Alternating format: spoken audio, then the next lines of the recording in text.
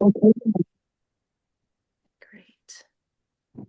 Right. So, welcome everybody, and Mhm. I'm excited that these educational sessions, workshops, presentations are underway. We've had two already, and our third is about to start. Mhm. And these recordings are recorded and saved into our YouTube channel. You'll have the link in the chat.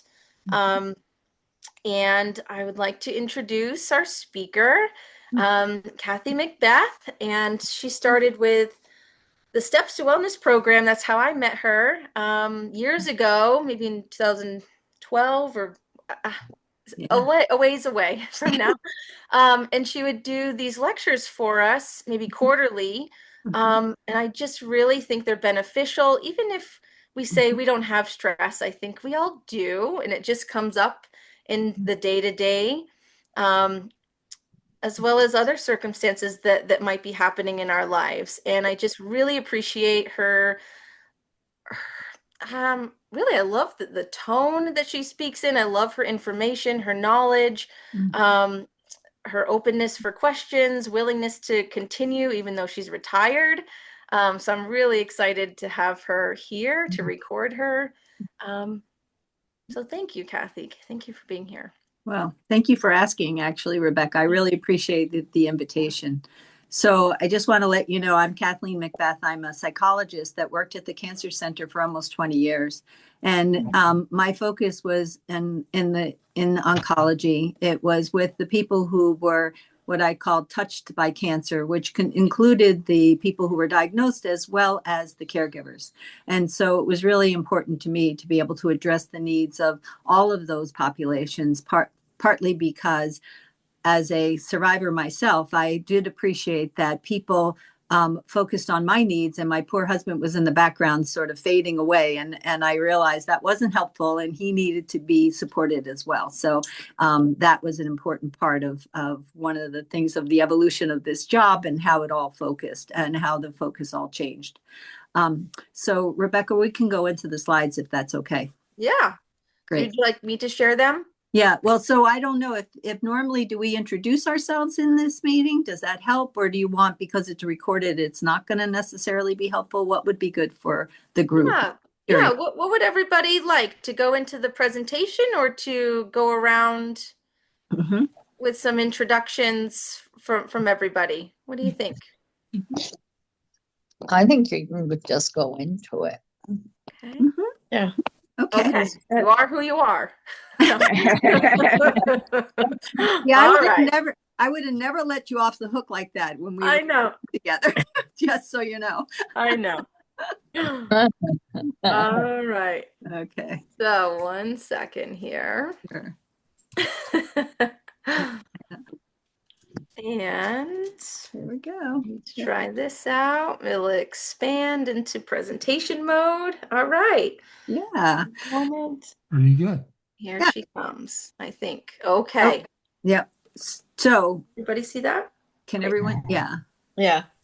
Okay. So stress, whoops, got to go I back. know it's trigger happy, and I was button happy there for a Okay, second. there I you got go. it. That's all right. That's okay. We want to go back to the first slide. Yes. Yep. That's Thank not you. this. Okay, thanks. So the reason why I call this lecture stress and it's how you handle it is because stress management is really different for each individual. And one of the things that I found really helpful to recognize was that stress management was really what's the most effective stress management tool is what's worked for you. So frequently when I would see people in this lecture or I would see people in my clinic, I often would talk to them about stressful modes in their past, stressful circumstances in their past, and how did they get through it and what was helpful for them, because you don't always want to reinvent the wheel. So sometimes when we're thinking about it from a stress that we're personally experiencing right now and recognizing, oh, what did I do with that? And how did I manage? So that's the important piece in terms of how we personally can handle that stressor. Next slide.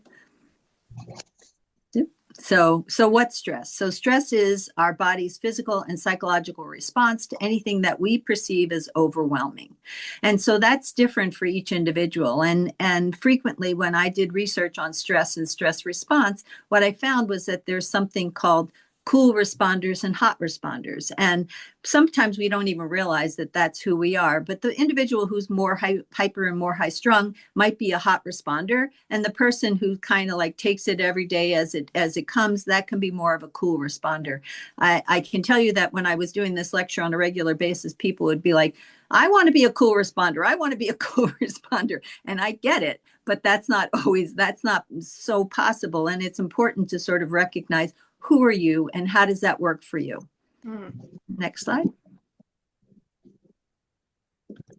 So is all stress bad? And absolutely not. I mean, stress is a natural part of life.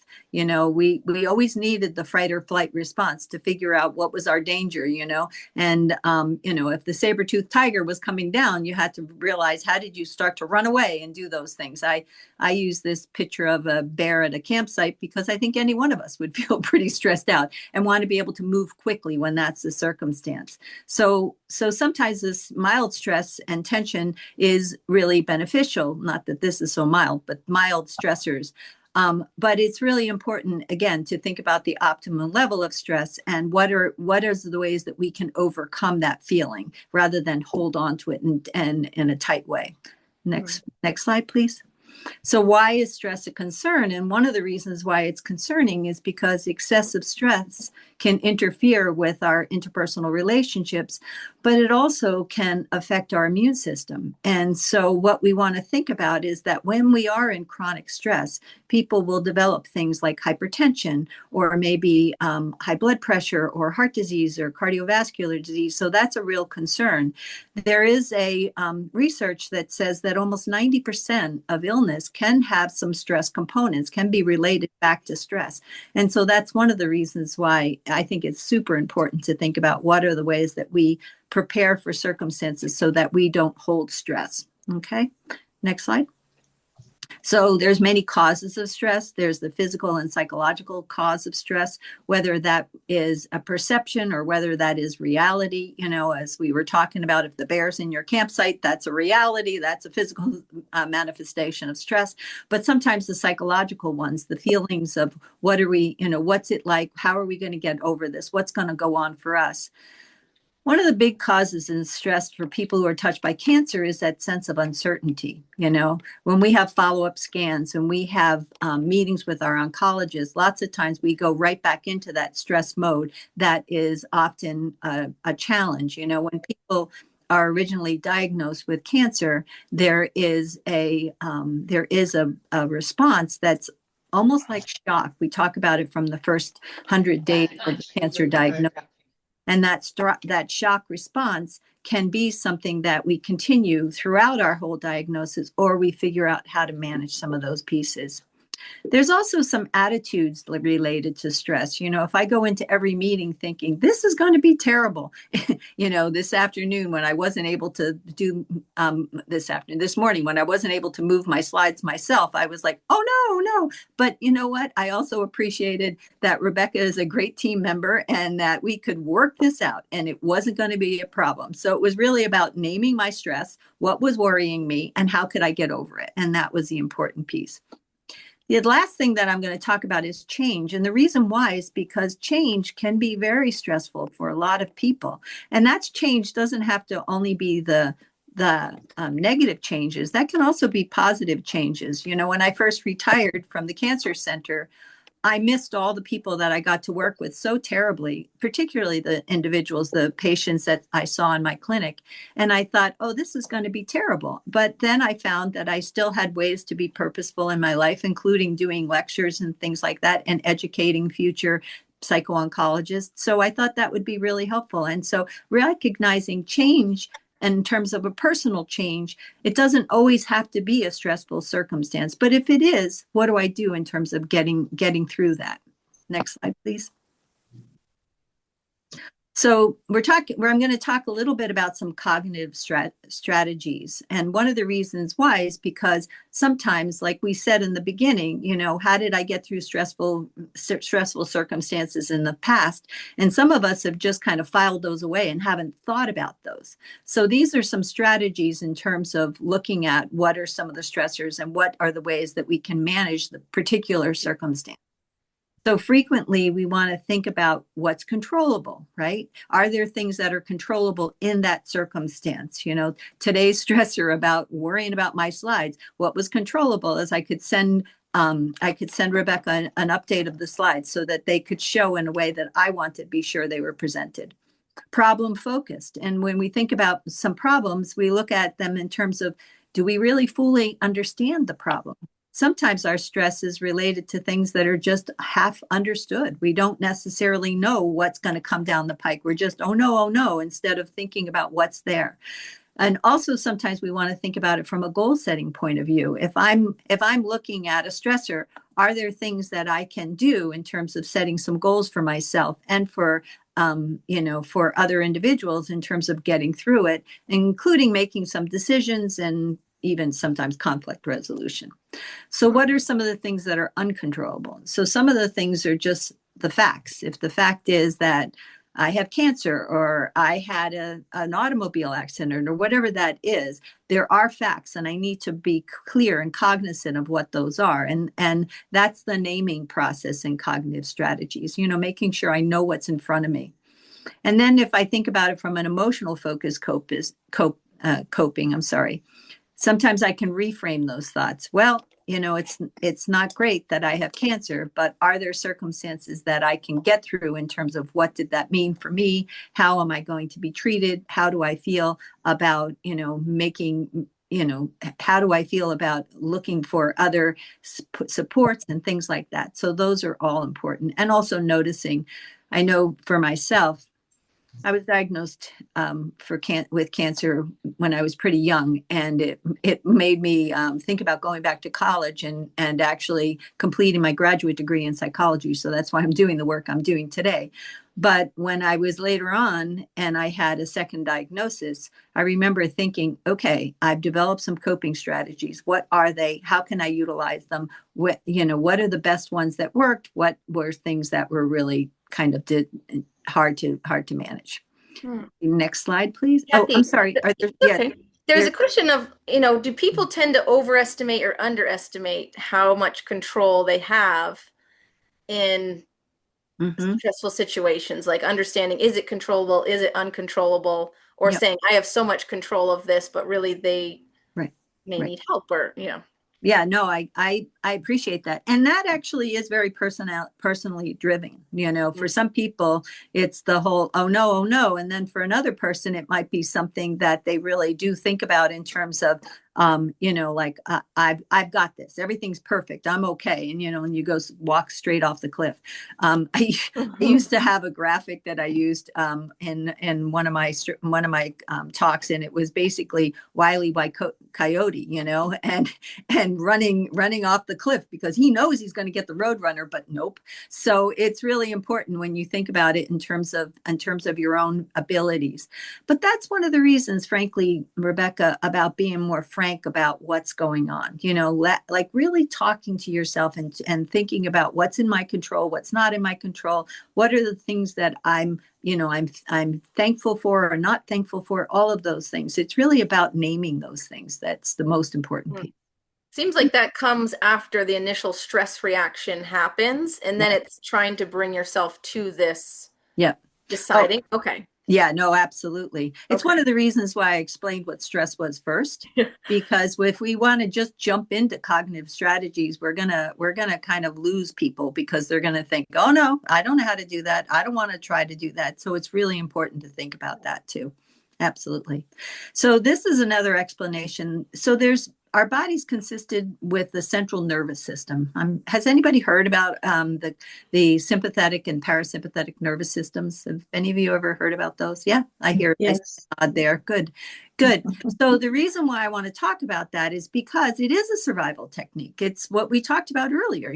We have a sympathetic nervous system so that we can do that fight or flight response, so that we can run when needed, protect and survive. Whoops, that's important. The difficulty is when it's not in balance. And that's why I want to really talk about what these things are. So the sympathetic nervous system says, get ready, right? The relaxation response, the parasympathetic system says, that's over. Taking the foot off the onto the brake, and not feeling like you constantly have to rush, rush, rush. Also, in the parasympathetic nervous system, there's this thing that they call rest, digest, and relax. So it's this idea that when we're in the get ready response, our body is so tight that we don't process things very well in terms of even like our own digestion.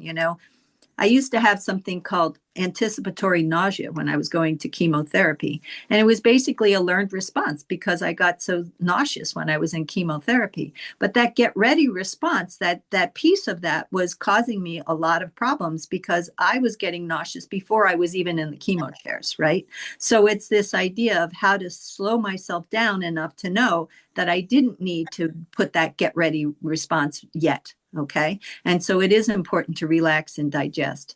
The other reason why I want to talk about the parasympathetic nervous system is because what we talked about briefly a minute ago was that when you're in chronic stress mode, right, it actually does hamper our immune system because it hampers, like, even when you think about it from the parasolic system, which is basically, our gut reaction, where all of the things that are in your body is kind of moving along, right? And when you're stressed, it's tight.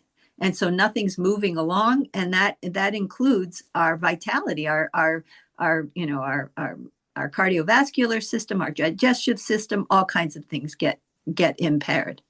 The other thing about the parasympathetic system that I think is super important too is that it is also the time when we can also do some growth and sometimes developing new strategies. So one of the things that's the hardest point to get across to individuals when we are in stress mode is to recognize that if we can go back and say to ourselves, okay, that was a really tough thing. Did I learn anything from it? What did I do differently? How can I move forward next? So that growth response can only happen when we're relaxed. If we're constantly in the stress mode, nope, we don't learn a thing. I remember having a conversation with somebody and they said, I don't learn anything when I'm the speaker.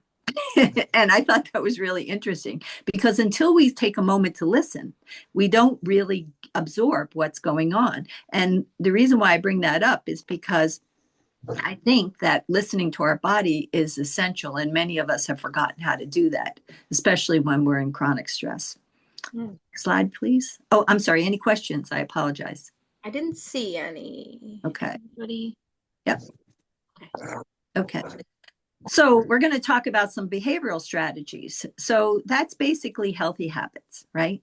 And it's really important to think about utilizing healthy habits, particularly when we're feeling like we've got anticipation related to a stressor that might be coming up in our lives that are part of, that is part of our life, thinking about those. One of the first things is eating habits. Frequently when people would come to talk to me in my clinic, they would talk to me about how, oh, I can never eat anything before these meetings. I feel so worried and so stressed out and things like that. So they're either not eating or they're eating 4 candy bars in the waiting room while they're coming in, when they go in for chemotherapy and go in to see their oncologist or something like that. So it's really important to think about what's balanced. And that's the other way too, that our body, our parasympathetic system can kind of help us heal, is when we're eating mindfully, all those kinds of things. Physical activity. I mean, I have to applaud all of you guys for being part of Steps to Wellness. That's a really essential way for you to reduce the stress that you've experienced, and also to appreciate that, afterwards, even if it has been a hard workout, you feel good afterwards, and so that's the important piece too. So physical activity also contributes to our stress, our stress release.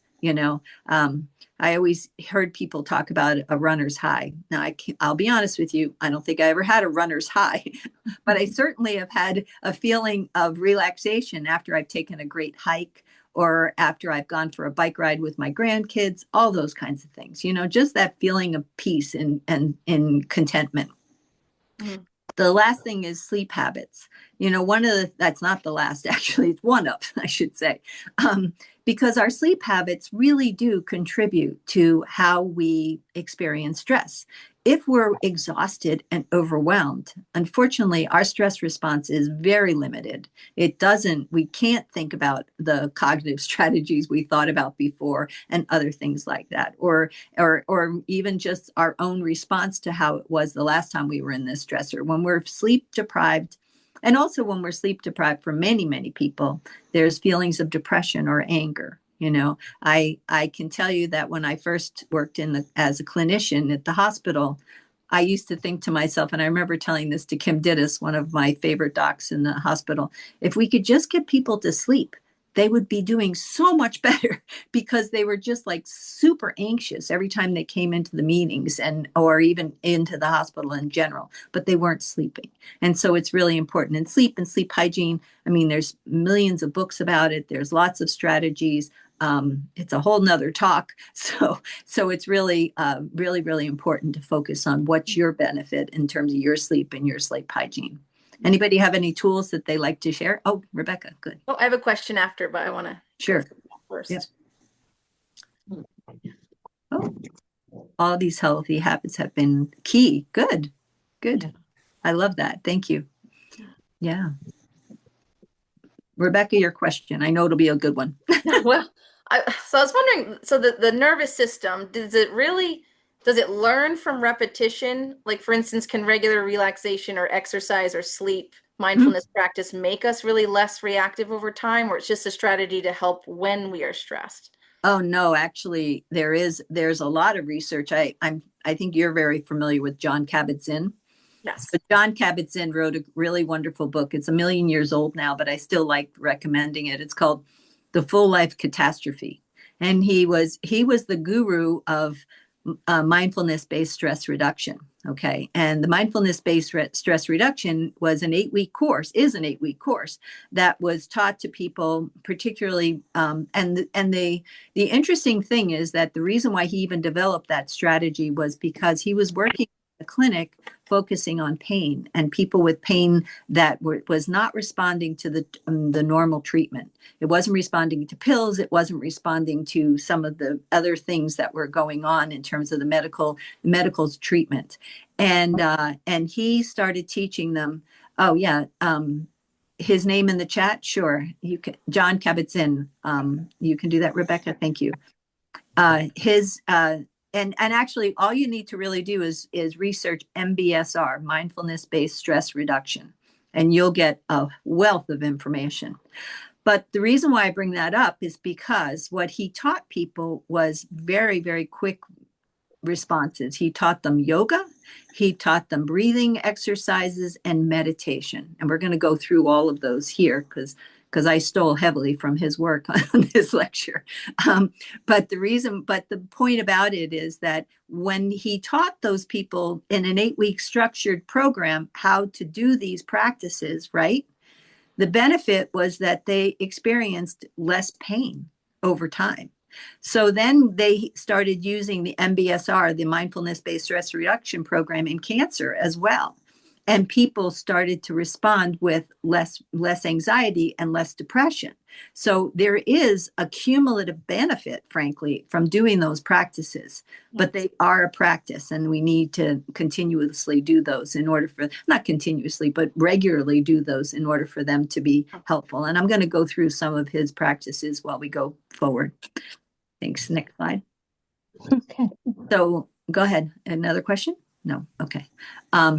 As you can tell, I love questions. So what are some of the key ways to reduce stress? And it's important to recognize our early warning signs. I know for myself, I know when I'm stressed out because my shoulders seem to be connected to my earlobes at that moment. So I can recognize that for myself.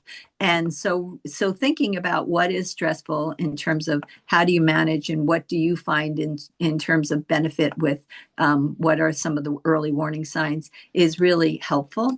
And so it's only until we notice how a stressful situation is managed and we're in that relaxation mode, do we really even see how stressed we were? Do we really even notice it? So it's important to think about those early warning signs.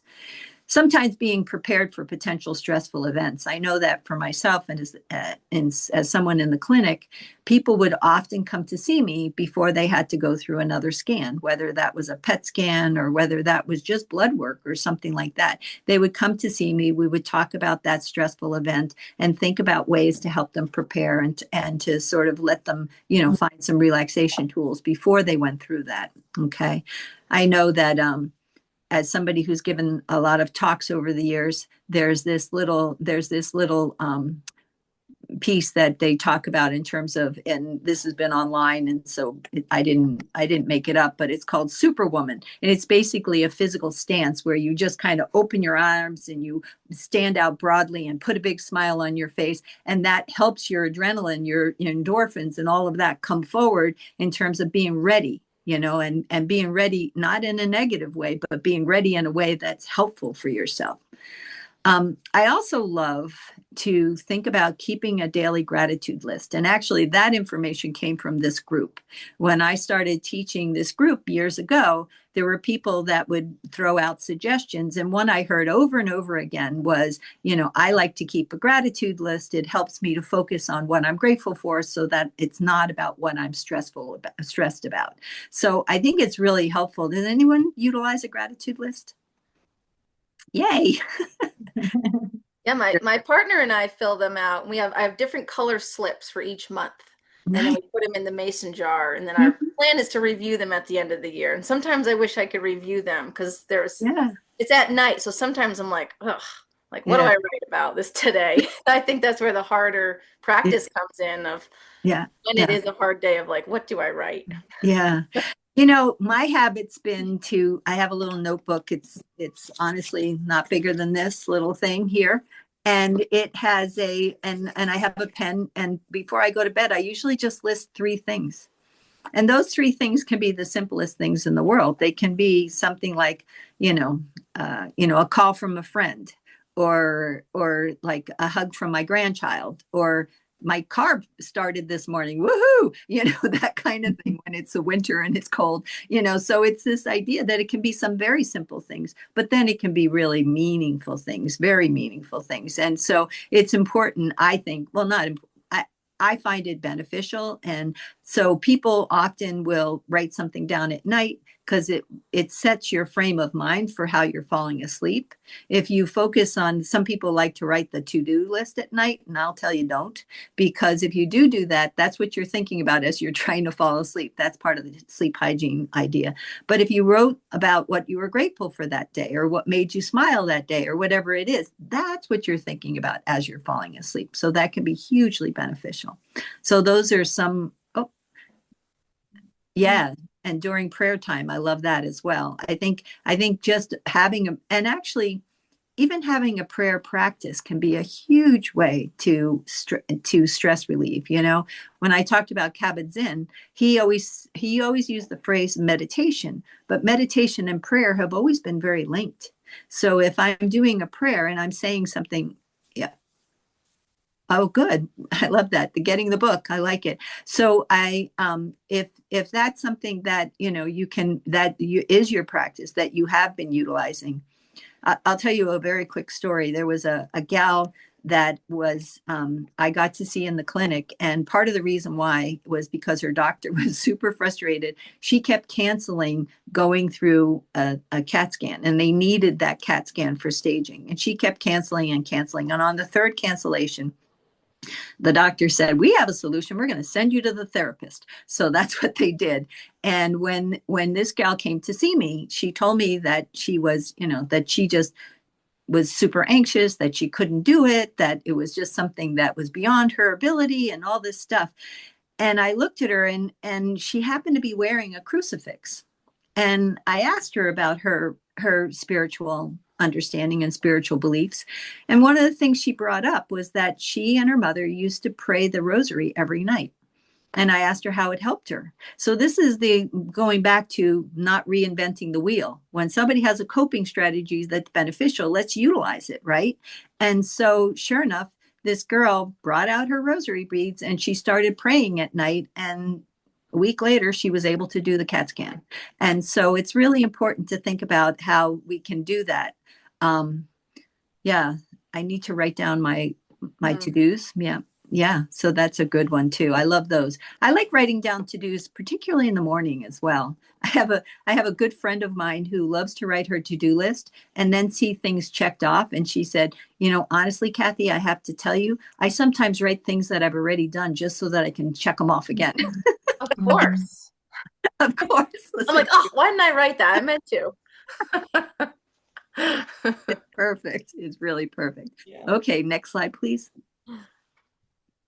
So, so these are not more ways to key ways to reduce some stress. And when we change our reaction to stress, and we talked about that a few minutes ago, but the idea that I'm not feeling like in every circumstance I'm not going to be able to manage it. Looking at the things that I have managed and thinking about the ways that I can get through it is an important piece. I also like the accept and discuss. Sometimes my mother used to say that a problem, my mother's name is Anne, by the way. There's a couple of Anns on here. And she used to say that a problem shared is a problem cut in half. And I always loved that phrase. I have to tell you, though, as a kid, I used to think I got to give her half my problems. Apparently, that's not true. But just to let you know that just opening up and discussing it, it's really about naming the difficulty, whatever that circumstance is, and realizing that when I put it out loud, it's a really helpful thing. So also clarifying in our responsibilities. Sometimes we feel a tremendous amount of stress for things that are outside of our control. And so recognizing what is in my control and what's not in my control is a really important piece. I've also talked to people about this, and they would talk about also feeling some guilt, whether that guilt was related to the fact that they were going through treatment and that was disrupting the family. We can't necessarily control that. And how people feel, it's probably because they love us so much, and so we can't necessarily control their feelings either. So it's important to recognize what is in my control and what's not. Improving time management skills. One of the reasons why I keep bringing that up at times is because frequently stress can really be it can take a lot of our time. We're walking around in circles. We're not getting anything accomplished. We're not trying to. That's why the to-do list is so helpful, frankly, because sometimes when you are in that space of just like feeling stuck and maybe immobilized by all the concerns you have, you realize, oh, wait a minute, I'll go to my list and I'll start doing one thing at a time, because that's really all we're all capable of doing. And then it's important to think about learning to relax. And I'm going to talk about some relaxation techniques. Next slide, please. So one thing, Kathy, Sure. so the Mhm. accept and discuss. So Mhm. for people that tend to internalize or withdraw, Yeah. what's a good first step towards expressing or discussing or getting it out? So the first step would be great to just write it down for yourself. Lots of times people will talk about journaling, and realizing that as we write something down, we can really see where that affects us and where that doesn't affect us, where we're sort of appreciating that these things are in something that I can change or something that I cannot change. And I think about how I can have to move through that. So writing it down is one of the first ways, especially when people are so private. As a therapist, people love to come in the room and just do what they call venting, right? And they would just start telling me all the things that were bothering them that they wouldn't tell other people because they didn't want to hurt their feelings, da da da da da. And it was a great strategy for them because they could get it out. But what was really remarkable, and something that I often pointed out for people, was that as they started saying what was on their mind and what was bothering them, they came up with solutions. And that was pretty amazing. They came up with ways that they could overcome that feeling. And so recognizing that we don't really know our own strengths, maybe until we see them out externally, because me, myself, and I are bad company. I have to get outside of that once in a while in order for me to appreciate what are good strategies and what are ways that I can manage. So, yeah, thanks for the question. So, some poetry and reading. Yeah, I love that. I think that's a wonderful one, Nancy. So I think writing down poetry or writing, one woman that I worked with, oh my God, she's amazing. She wrote a haiku every morning. And she often would share those haikus with me. And at one point, she was up to 2 books that she had filled with haikus. And as you well know, it's only 7 syllables, so that's a lot of haikus. But it was really the way that she got her feelings out. And sometimes the haikus would be about something very philosophical because she was an amazingly brilliant woman. But sometimes those haikus were about getting through the parking garage at the hospital, which was terrible. And so it was really helpful to see how you can get those out in different ways. Yeah. Yeah, I love poetry. Anyone else have an idea, strategy for doing some things like that? Getting it out? Okay. You got to get it out. No, I'm only kidding. so now we're going to go into some relaxation techniques because really, frankly, many of us, especially when we've been in chronic stress mode, really don't know how to relax, have forgotten how to relax. And the reason why those are important is because the truth of it is that when we're in that sympathetic nervous system, we're too tight. Our blood pressure is tight, everything. I'm sorry, for years, I didn't read that whole thing, unfortunately, in the chat. Did you, Rebecca? I kept in my stress for years and finally realized how unhealthy it is. Yeah. Oh, gosh, yeah. And it is interesting, too, because I think that, you know, I have a husband who was a Vietnam vet, and keeping that information to himself was really hurting him. And he didn't know it until he opened up. And that was an important piece. And now he's so thankful and he's able to help other people. It's just amazing. It's just remarkable. So absolutely. Thank you for that. I appreciate it. So relaxation techniques can lower our blood pressure, our respiration, and even our pulse rate. There was a practice that I did in a workshop one time where they put what they called a thermometer on our fingers, and basically all it was listening to our heart rate and going beep beep beep beep beep beep. And as you sat with your hands in your lap and you looked at something on the floor or closed your eyes, you could hear this thing going boop, boop, and slowing down. And you notice that all it took was to just slow your heart rate, slow your breathing down a little bit and focusing on a spot on the ground or closing your eyes. The interesting thing too, though, is the minute you raised your eyes and looked at something, you'd hear this thing go, so it was a wonderful response piece. But I also noticed for myself that there's a small biofeedback technique that I'll teach you very quickly. All it is you take these 2 fingers and you go to your pulse and you put your fingers on your pulse, and then you put your hand in your lap, right? And you feel your pulse rate. And because I'm talking, it's not going to work for me right now, but what you would do is you feel your pulse rate and you focus on something on the ground that's not going to move, right? And you keep your eyes lowered and you let yourself just breathe regularly. Just slow it down a little bit. And as you do that, you can feel your pulse rate going down, right? And that biofeedback is basically seeing how you have regulated that feeling and that response. And for me, when I was struggling with the anticipatory nausea, the doctors had this idea that they could give me Ativan and that would stop me from being nauseous, right? Well, unfortunately, the more that I took the Ativan, the more that I needed the Ativan because I need it on my ride to the hospital as opposed to at the waiting room and all this stuff. And somebody taught me that biofeedback technique, and I was able to do that. And I'd be sitting there in the waiting room, or I'd sit in my car. Good news, I wasn't driving, but I'd be sitting in my car with my hands on my pulse and just letting it regulate, and my nausea would just slow down because that's my parasympathetic nervous system slowing me down. So it's important to think about a relaxation technique, and that's just one very simple one. Next slide. So deep breathing, that's an exercise that people can do, especially when they know they're in a high stress mode. And the reason why I want to bring that up is because when we're in a stress response, our breathing becomes very shallow. If you think about it from the lung as a bag of air, right? It's just very shallow. It's just right here. And when we do diaphragmatic breathing, we're actually breathing, we're filling our lungs fully and then pushing our diaphragm down. And so if we're doing this correctly, we can feel our stomach raise and stomach lower, right? Lots of times people find it beneficial to lay down when they're first trying to do this. But what's important is to think about it helps bring in the sympathetic nervous system. Once again, we're talking about that system, which is the rest and relax response, right? So if the way to do this is very simple.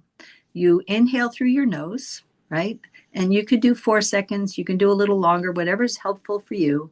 You inhale through your nose, you pause for a few seconds, and then you exhale through your mouth, but you purse your lips and you go, and the reason why you do that is because that signals your sympathetic nervous system that says it's over. Whatever this is, it's over, right? So breathe in, breathe out, pursing through your lips. If we were doing this same deep breathing and we were doing meditation, lots of people like to use a phrase so that they aren't counting or they're not thinking, where am I at or whatever, or why am I doing this? And my favorite phrase is to breathe in. And of course, you're just saying this in your mind. You're not saying this out loud. But as you breathe in, you say, I am. And then you pause. And then as you breathe out, you think, relaxed. And so it's, I am relaxed. And that constant reinforcement. There's a gentleman named Herbert Benson, and he wrote the book called The Relaxation Revolution. And Herbert Benson started a program at Harvard that he called the Stress Management and Resilience Training Program, SMART for short. And that program, so the interesting piece about it is that Herbert Benson was a cardiologist. And as a cardiologist, he really saw people that were affected by chronic stress. And so he needed to come up with a way. And one of the ways, of course, because he was a cardiologist, he could think about it from a intervention, like a medication intervention. But then he realized that only has limited benefit. And so he learned how to do yoga. He learned how to do this deep breathing response. He learned other techniques and started training his patients to do this, as well as the students he had at Harvard. So Benson SMART, Stress Management and Resilience Training, is that program. Okay, so next slide. So this is another technique for relaxation, and it's a progressive relaxation technique. And what it does is it tells you to tighten your muscle groups for a few seconds. And the reason why, so you're laying down in bed. I used a hammock because that would be really fun. And you're laying down in bed and you're thinking about like let's say your toes, you're wrinkling up your toes, you're tensing up those toes, and then you let them relax, and then you tense them up again. Like right now, as an example, we could just take our fists and tense. Okay, let's hold them for a second and tense up our fists, and now relax. And then we could do it again, and now relax. And what we're noticing is that tension's leaving that part of your body. I know for myself, when I've done the progressive relaxation technique, I start at my feet and I end at my head. It's like you're wringing your body out. Sometimes when I can't fall asleep at night, this is a wonderful technique. Oh, go ahead. No? Okay. No one has anything to say. Okay. So that's one thing. I'm noticing we're running out of time, so I better go to the next thing, so I'll give time for slides. So meditation. So meditation is a scary word for a lot of people because they see that as I'm not a guru, I'm not going to be sitting cross-legged. Nope, you don't need to. The goal in meditation is to just quiet our mind. And if that means that we go into the woods and we sit and we just breathe, that's one way to quiet our minds. If that means that we do that breathing technique that I was just talking about, the I am relaxed, that's another way to quiet our mind. Realizing that most of us need a reset when we're in a stress mode. And so this is a way for us to help doing some reset for our body. And we could go into meditation in a longer way, but we're going to run out of time otherwise. Next slide. So this is one of my favorite meditations, actually. It's visualizations and imagery.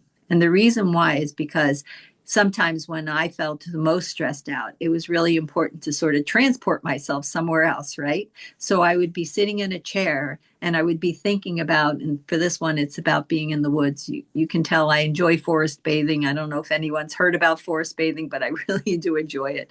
So the idea that I'm sitting by the woods and I'm just letting myself hear all the sounds, whether it's the wind going through the trees, whether it's the sound of a bird, whether it's just, just listening to the quiet, right? I'm thinking of myself being in a place where it's very safe and peaceful and beautiful. And so when I bring myself back to that state, and sometimes for some people, they really want to think about a particular place where they went and how they went to that space. And that's an important piece too. I think that would be very helpful. But practicing this and seeing what works for you is important, because what this does is it sort of brings you back to that sense of peace and well-being, that you're safe, that you're whole, that you're comfortable. And those things will really be important in this technique. So the next slide, please. So, what are some simple things you can do today to manage your stress? I love laughter. I think it's super important to laugh. I think that whenever you can, I have a niece of mine who every once in a while she's looking on YouTube just to find something to giggle at. I'm not myself a cat person, so I don't necessarily do that. But if that's what works, yay, go do it. Doing something nice for a friend is another technique. And one of the reasons why is because the minute we get out of ourselves and the minute we get out of our own thoughts and feelings, that's when we can often feel a reduction in stress. And that can be really, really important.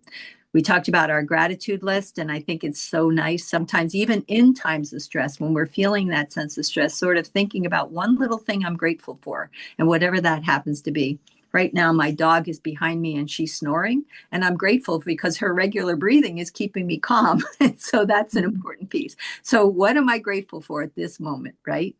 Breathe deeply and slowly. That's an important piece too. We talked a lot about the breathing, but that can be, one of the things about some techniques for people is that we need to have something that we can take with us, right? And our own breath we can take with us no matter where we are. I used to drive to UVM. I live out in Stowe, and driving on the interstate, basically my shoulders would be like this, and I'd get into the parking garage, and I'd know, okay, I have to go in there and I have to face people, but I can't go in stressed out. So I did some breathing techniques. I did a few different techniques like that. I did one that Kabat-Zinn actually recommended. It's called the 3-minute breathing space. And the 3-minute breathing space is literally what I'm talking about is 3 minutes. And rather than looking at a clock, what I did was I just made it 10 slow breaths. Each minute represented 10 breaths. So in that first 10 breath segment, I would, if my mind is busy at bedtime and I can't sleep, I didn't read the rest of that. Yeah. Oh, you're muted, Rebecca. Sorry. If the mind is busy at bedtime and can't sleep, I switch to senses like visualization, and it breaks the unending stressful thoughts. I love that. I think that's really important. I think that's when I learned to do a lot of visualization, really was at night as well, to bring myself to that peaceful place, back to the woods and things like that. Yeah. Well, that's nice. I've been told to do breathing exercises. I didn't really read that whole thing. Yeah, I've been told to do breathing exercises and gratitude journal, AM and PM. Love that. Yeah. And that was what Kabat-Zinn talked about, bookending our days, doing these things twice a day, in the morning and again at night, in order to develop a healthy practice. Okay. So yeah, so breathing exercises are helpful. Taking lots of mini breaks. The mini breaks are really interesting. Frequently when we're in a stress mode, we are like, we just have to power through this. Let's just fit it and finish it. Let's get it done. And that can be the worst thing that we can do. So if we can just take a mini break, I have this lovely cup of tea. I could take a little mini break and stop talking. And that would be a way to reduce feelings of stress if I was stressed. For some people, spending time alone is really a helpful thing. I even see that in the clinic sometimes. Sometimes you just have to close your door and you just have to think about just slowing down for a few minutes. I put do something nice for a friend down twice to see if anybody's paying attention, you guys. It's important. And then take a quick posture break. And so that's a lot of what we were talking about earlier, sort of noticing the ways that we're holding ourselves, that tension that we're noticing and realizing, phew, how can I just like pull my shoulders down and make myself relax? What's also interesting is smiling. Believe it or not, smiling brings in those endorphins and it helps us feel better. It actually changes the neurotransmitters in our brain. Actually, when we're being smiled at, we tend to have to want to smile back because that's the human response. That's the response. But the truth of it is, there's huge benefits from that. I notice myself that when I go into like a coffee shop or something like that, and I smile at the person who's behind the register, they can't help but be nice. They can't help but smile back. There's an interesting quote about the science of smiling, believe it or not. And it says, life is like a mirror. Smile at it and it smiles back at you. So recognizing that if I'm thinking about my life and I'm only got this frown in my head or in my feelings, then that's what life's going to feel like. But if I look at it from the mirror point of view and I smile at my life or whatever that happens to be, those become uplifting. So I left us a few minutes to chat, and I hope that we can open it up and have some people. I'm sorry, I do have a couple more slides. Couple more. One is the resources, and that's going to be in the piece. And then the second slide is a bunch of apps. Everybody, there's an app for that, and so there's the Smiling Mind is one one app that I liked. But there's a bunch of different apps that are free actually, and so I was researching that, and these are the ones that I found so far. And the Oxford MBCT, so mindfulness-based cognitive therapy.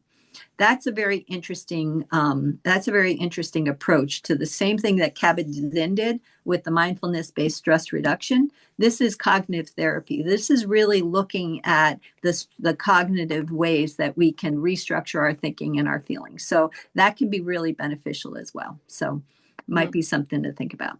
Okay. I like the reframing part. Oh yeah. Sometimes makes a big difference. Yeah, Absolutely. it's a good skill to practice. It's hard. It is hard. Yeah. So thanks everybody, but I'm definitely open to questions or comments or asking you to be quiet. I can always go back if anyone had a certain slide or something. Right.